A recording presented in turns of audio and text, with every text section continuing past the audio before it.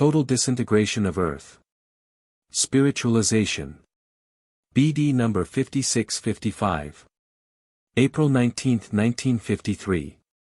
A total disintegration of Earth is not yet intended, but the total transformation of the Earth's surface, which certainly also amounts to complete destruction because nothing of substance will be spared since every form will be dissolved in order to release the inherent spiritual substance for the purpose of entering new forms. The complete disintegration of Earth amounts to a spiritualization, and this moment in time has not arrived as yet, because the Earth still serves the imperfect spirits as a place to attain maturity.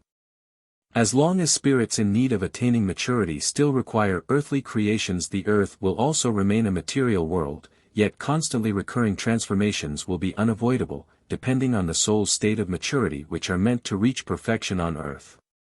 For the Earth, however, the moment of its end will always come when such a transformation takes place, for then a new developmental era will start for all spirits, be they embodied in the human being or bound in a solid shell, because to a certain extent the different phases also require different possibilities, and those promising to be most successful will repeatedly be created again by God's great love and wisdom. People lack the knowledge about the individual phases of development, especially during the last days before the end of every era, because people's low spiritual level, caused by their lack of love, also signifies ignorance as well as complete incomprehension for such offered information. They liken the end to a total disintegration of earthly material worlds. Yet this time is not foreseeable for eternities. Every individual phase, however, lasts a certain length of time, which starts with the emergence of the most manifold works of creations and ends with their destruction, which commences with spiritually highly evolved people and comes to its end again with truly diabolical ones. One phase of development would never accomplish the spiritualization of all spiritual beings, for as long as earthly material creations exist, as long as the earth still shelters creations, apart from the human being, which are inferior to him, such as animals, plants and spirits bound in solid matter, it cannot be totally dissolved, because these spiritual substances must time and again be given the possibility to reach maturity and to leave their present form, which in itself already necessitates new phases once the advancement has come to a standstill.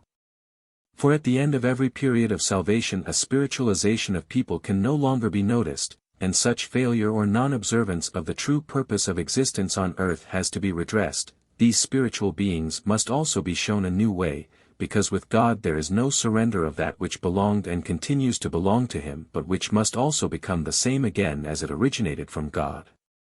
For even if it inexorably strives towards the abyss, he will not leave it in this depth, but time and again he will find means and ways to lead it back up to the light.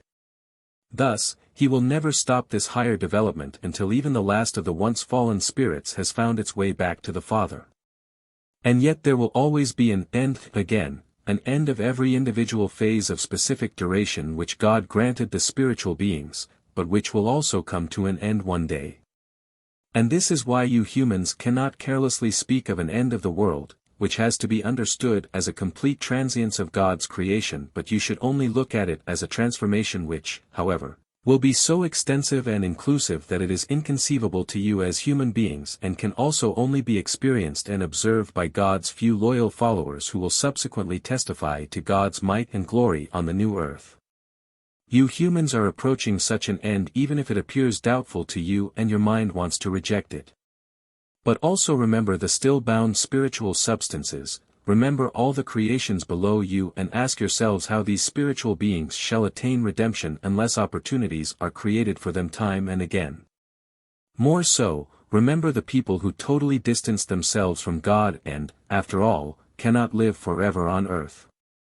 Then you will understand that God's love, being full of mercy, tends to all that which is unredeemed, and that an apparent work of destruction is an act of profound mercy, because the succeeding new creations will offer the lowest fallen spirits the path of higher development again, which can still lead to God one day, if only after an infinitely long time.